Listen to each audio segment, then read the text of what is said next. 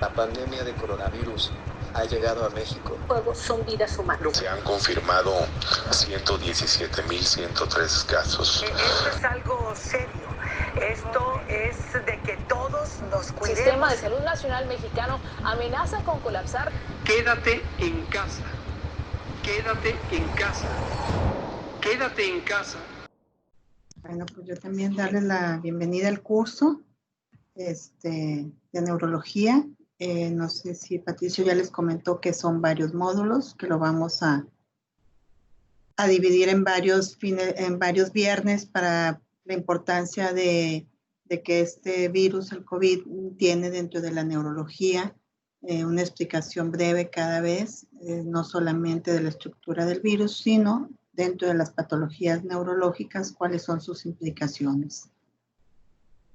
Pandemia, la nueva infección por el virus SARS-CoV-2 y su relación con el sistema nervioso central y periférico y cuáles son las manifestaciones que se han ido descrito poco a poco sobre el sistema nervioso.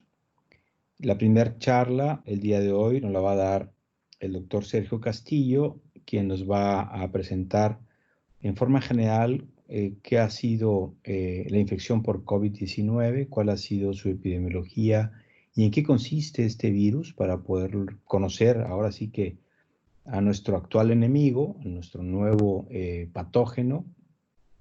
El doctor Sergio Castillo, él es egresado de nuestro hospital, es médico internista, es neurólogo, es un excelente neurólogo quien ahora labora como profesor en el servicio de neurología. Después, como segundo tema, vamos a hablar sobre un panorama general de las manifestaciones neurológicas descritas a lo largo de la pandemia. Este tema nos lo va a dar el doctor Carlos Soto, quien también es un médico joven, neurólogo, médico internista, que actualmente apoya en el servicio de neurología como profesor. Son la nueva generación de profesores en nuestro hospital universitario. Y vamos a cerrar el día de hoy con una charla también muy interesante sobre cuál ha sido la repercusión de la pandemia en el tratamiento de enfermedades neurodegenerativas como la enfermedad de Parkinson, pero también cuáles propuestas fisiopatológicas parecen estar saliendo a la luz, en particular con la enfermedad de Parkinson. Recordemos que es una enfermedad joven, que aún no tenemos toda la evidencia para poder ser categóricos en muchas de las teorías fisiopatológicas que aquí se van a manejar, pero están respaldadas porque son opiniones compartidas por médicos y neurólogos de todo el mundo. Entonces damos entrada a la primera charla del doctor Sergio Castillo. Adelante, Sergio. Gracias, Doc. Nada más déjame poner la presentación. Muy bien. Entonces, nada más me da la opción de compartir.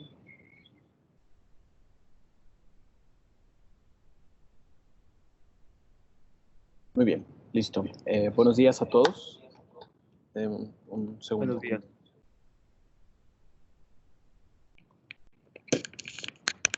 Puedes quitar tu audio.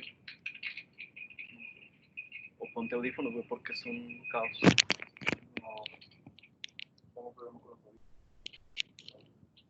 A ver, ¿ahí me escuchan? Sí, se escucha. Te oímos muy bien. Perfecto. Buenos días a todos. Gracias al doctor Góngora por su presentación.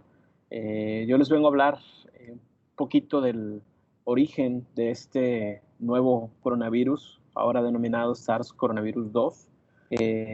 Cuál ha sido su origen, de dónde proviene, y un poquito de la epidemiología para ponernos al tanto todos antes de entrar de lleno al tema neurológico. Antes de iniciar, no tengo ningún conflicto de interés con esta plática.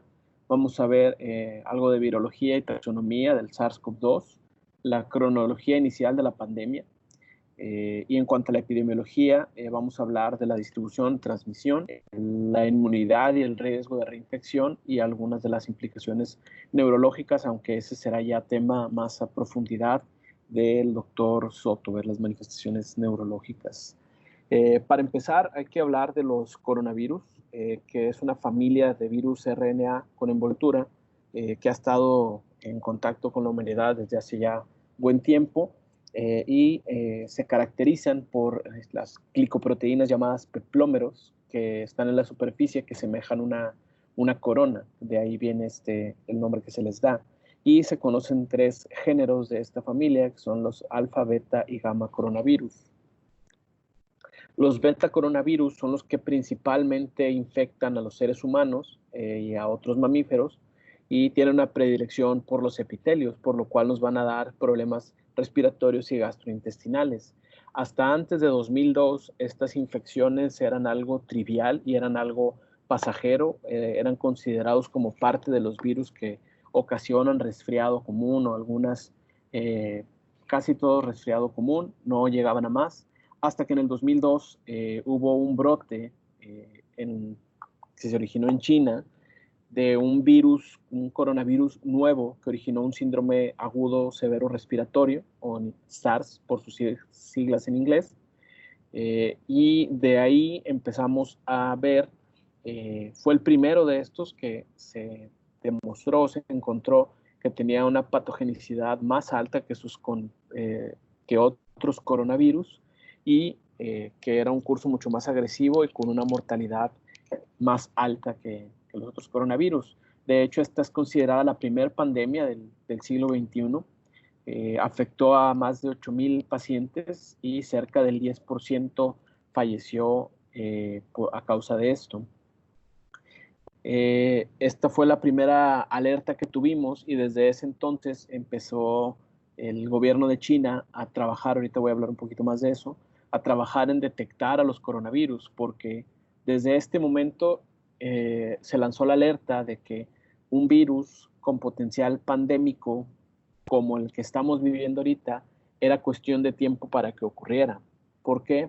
Porque estos virus, su reservorio natural es en casi todos los casos el murciélago y tienen un huésped intermediario. Por ejemplo, en el caso del SARS-CoV-2 fue el civet el intermediario y de aquí pasó al ser humano, y aunque afortunadamente el SARS-CoV-1 no tuvo una transmisibilidad tan marcada como el SARS-CoV-2, sí ocasionó muchos estragos y levantó una alerta importante de que una pandemia de esta magnitud era cuestión de tiempo.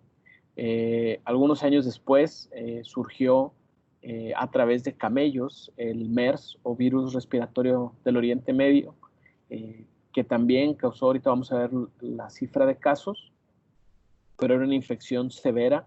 Esta tuvo menos casos, pero tuvo una mortalidad mucho más alta que la del SARS-CoV-1, pero las autoridades de China y los investigadores hicieron mucho énfasis en que era importante, y de hecho ellos continuaron estudiando la interacción de los virus dentro de los propios murciélagos y las interacciones con los intermediarios, porque como ya habrán visto en la televisión, en internet, en las noticias, se cree que una de las formas en las que llegó al humano fue a través de el mercado wet food market, que le llaman, el mercado donde había contacto entre diversos animales y que de ahí pasó a la especie humana. El SARS ocurrió en el 2003, quedó en categoría como epidemia, fue de noviembre de 2002 a julio del 2003. Las especies de estos dos son coronavirus relacionado a la enfermedad que causaron y el agente se denomina con las siglas de la enfermedad que causaron. El SARS afectó 29 países, el MERS a 24. Sin embargo, la tasa de letalidad del MERS fue muchísimo más alta, casi el 50%, que la del SARS. Pero estos dos brotes, el primero levantó la alerta entre las autoridades chinas, empezaron a trabajar, gracias a eso se pudo contener con mayor facilidad el brote del MERS en el 2012 porque ya estaban preparados para que algo ocurriera. Esta historia comienza el 30 de diciembre cuando por primera vez escuchamos o tenemos reporte de un brote de neumonía en Wuhan, China, con 27 casos, por lo que en aquel entonces se dio por denominar el 2019 nCoV o nuevo coronavirus de 2019.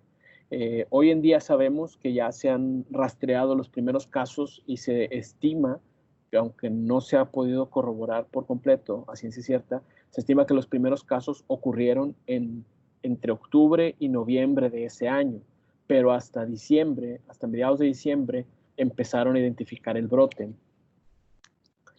El 9 de enero se reportó la primera muerte por esta nuevo coronavirus, cuando ya teníamos 59 casos, lo cual empezó a lanzar la alerta. Aquí se empezó a involucrar la OMS y empezó a requerir al gobierno chino que proporcionara toda la información que tuviera del virus. Y de hecho, el virus se logró secuenciar en relativamente poco tiempo comparado con otros. Ahorita les voy a hablar un poquito más de eso. Y el 23 de enero encontramos ya 581 casos perdón, aquí se colocó mal. El 23 de enero, con 581 casos, aparecen el reporte de la doctora Shi-Zheng Li, que es la experta a nivel mundial en coronavirus, donde en un servidor de artículos previo a la revisión por pares, comentan que aislaron el virus y que determinaron que se trataba de un virus nuevo, en efecto, asociado al SARS y que era de un origen potencialmente en los murciélagos.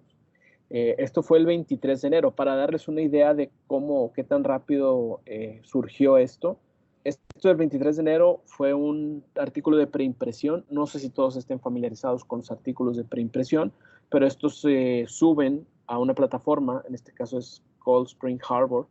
Esta plataforma lo que hace es que todos tengan la información disponible antes de que sea sometida a una revista para su publicación ya revisada por pares, que de hecho fue el caso de esta publicación que apareció luego en Nature, pero esto ya fue hasta febrero. Pero ya desde el 23 de enero sabíamos que esto era un nuevo coronavirus asociado, probable origen con reservorio natural en los murciélagos, y la doctora Shi-Zheng Li, que es conocida como la Batichica de China, pudiéramos decirlo, si queremos traducirlo así, ella ha estado rastreando a los coronavirus desde el brote de 2002, y su principal preocupación, ella recibió las muestras de los pacientes del brote de la neumonía el 30 de diciembre, este artículo lo explica a detalle, y en cuestión de menos de una semana ya tenían secuenciado el virus, porque su principal preocupación era que de las muestras que ellos habían tomado, ¿sí?, alguna se hubiera liberado o se hubiera contagiado a alguno de los murciélagos de las muestras que ellos tenían guardadas, y que hubiera sido culpa del hombre que esta pandemia se originara. Sin embargo, ya al hacer el análisis filogenético del virus, se vio que, aunque sí está en el mismo subgénero que el SARS, es una cepa, bueno, es una especie completamente distinta y nueva, que se emparenta más con el SARS que con el MERS por el sitio de entrada a la célula, que es el receptor de la enzima convertidora de angiotensina, el receptor 2 de la enzima convertidora de angiotensina. Pero la doctora lleva ya varios años, de hecho, en 2018 y en 2019 publicó un par de artículos de revisión mencionando que por la cuestión del trato de animales o de la venta de animales y del el mal manejo higiénico de los mercados en China, una pandemia por un coronavirus más peligroso era cuestión de tiempo para que sucediera. Entonces ella viene anunciando esto, advirtiendo esto desde hace varios años, y no se habían tomado medidas al respecto.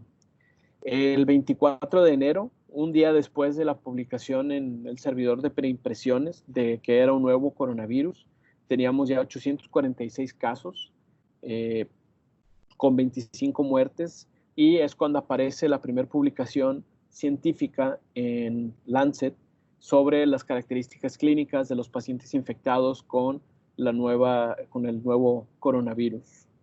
Y de ahí hemos estado teniendo un número cada vez mayor de publicaciones científicas, al grado que tan solo en la última semana se han publicado más de 1000 artículos relacionados al SARS-CoV-2. El inconveniente de esto es que las revistas están pues aprovechando al máximo de publicar todo lo relacionado a COVID. El problema es que no siempre son datos fidedignos o confiables, y ya ha habido varios casos de artículos retractados por malas prácticas o por mala ciencia. Y tan solo una muestra, en lo que va de la pandemia hasta ahorita, ya hay casi 22,000 artículos publicados relacionados a este nuevo virus. Sin embargo, hay que tener cuidado. ¿Por qué? Porque no todos tienen un buen fundamento científico, y las revistas ya están empezando a retractar y nos están tocando el corazón para retractar los artículos que de plano no cumplan con los estándares de calidad de la ciencia moderna. El 30 de enero, el Comité Internacional de la OMS decidió declararlo como una emergencia de salud pública de preocupación a nivel internacional, teniendo 7,818 casos en 18 países fuera de China. Fue cuando decidió la OMS lanzar el reporte para que los sistemas de salud alrededor del mundo estuvieran alerta de que esto ya estaba siendo un tema de preocupación mundial. Y pues ahí, no podemos decir que fuera en camino de ser una pandemia, ya sería retrospectivo, pero la OMS sí trató de advertir y los países tuvieron tiempo de prepararse, pero aún así creo que nunca estuvimos preparados para una pandemia o un evento de esta magnitud. Un mes después de que la OMS declara esta alerta, tenemos el primer caso o los primeros casos en México confirmados, que como en la mayoría de las partes del mundo fueron importados. Había 83,000 casos a nivel mundial, se agrega el caso aquí en nuestro país, y el 11 de marzo, unas semanas después de esto, la OMS decide ya catalogar al SARS-CoV-2 o a COVID-19, que es la enfermedad causada por el SARS-CoV-2, como pandemia, ya teniendo 113 territorios afectados en los 5 continentes, y un total de 118,000 casos con 4,292 muertes confirmadas. Una semana después de esto, se presentaría el primer fallecimiento en México por COVID-19. Y pues de ahí creo que los datos los han venido siguiendo todos ustedes a detalle. No voy a entrar en mucho detalle eso ahorita. Y para hacer un comparativo de la enfermedad por coronavirus 2019 con el SARS, aquí les presento esta tabla agregando al COVID-19 al final, y pues es claro la proporción que alcanzó ya el COVID-19 al día de ayer. ¿Sí? 2 minutos. Ok, gracias. Sí, no voy a tomar más. Y al día de hoy llevamos más de 7,5 millones de casos, con más de 400,000 muertes. Ya para terminar, algo muy breve de la epidemiología del SARS. La distribución geográfica, prácticamente los 5 continentes están afectados, solo no se han reportado casos en la Antártica. En el territorio nacional, hasta el día de ayer teníamos 133,000 casos en todas las entidades federativas. No hay ninguna que esté exenta de esto. La transmisión es, aunque los datos son limitados, por eso esto está muy breve, los datos son limitados, es de persona a persona a través de secreciones respiratorias. Hay reportes de la presencia de ARN viral en especímenes no respiratorios, pero la infectividad de estos todavía no está bien esclarecida. El periodo de infectividad, durante el periodo asintomático es posible transmitirlo, está bien documentado. Durante el periodo sintomático también. Lo que aún no se define por completo es en el periodo posterior a la resolución, porque una vez que el paciente ya superó la enfermedad, a veces continúa presentando RNA viral, pero no siendo infeccioso. Esto es algo que, como está en curso todavía, no podemos determinar bien. El riesgo de transmisión depende de duración de la exposición y del tipo de la misma. Los principales se han dado por exponerse a pacientes con coronavirus confirmado y no usar el equipo de protección personal adecuado o no retirárselo de manera adecuada. Y esto se vio en por ejemplo, en sitios de cuidado de adultos o en los cruceros internacionales, aparte de factores de cada persona en cuanto a carga viral y comorbilidades. La contaminación ambiental, las superficies contaminadas también ha sido una fuente importante, ya que no se había presentado tanto, o al menos no se había documentado tanto como con el coronavirus, que puede persistir varios días en superficies. Y el contacto animal, aunque los animales domésticos no suelen adquirir el virus, la Organización Mundial de la Salud sí recomienda que si hay una persona ya confirmada o con síntomas, no se le exponga a los animales para evitar que se lo transmita y que actúe como intermediario para propagar el virus o generar otra cepa. Y en cuanto a inmunidad y riesgo de reinfección, esto es todavía más controversial, aunque hay pruebas de desarrollo de anticuerpos y se ha tratado eficazmente a pacientes con plasma convaleciente. Esto es a un protocolo de investigación, no es el estándar, no hay un tratamiento establecido todavía que funcione. Y esto nos genera la duda de qué tan segura y qué tan fuerte va a ser la respuesta inmune tras la vacuna. Aunque sí se ha documentado la respuesta inmune, no sabemos qué tanto nos va a proteger, y por eso se menciona que lo más probable es que esto termine siendo una infección anual como la influenza, y que vamos a tener que estarnos vacunando para evitar que recurra. Y también tampoco sabemos ahorita las consecuencias o el significado de que los pacientes que ya se recuperaron persistan con la prueba de PCR positiva para el virus. Y eso era todo. Era darles un recorrido de lo que ha sucedido hasta ahorita, con un enfoque principalmente de nuestro país y el modo de transmisión. Y ahí están mis medios de contacto, y gracias.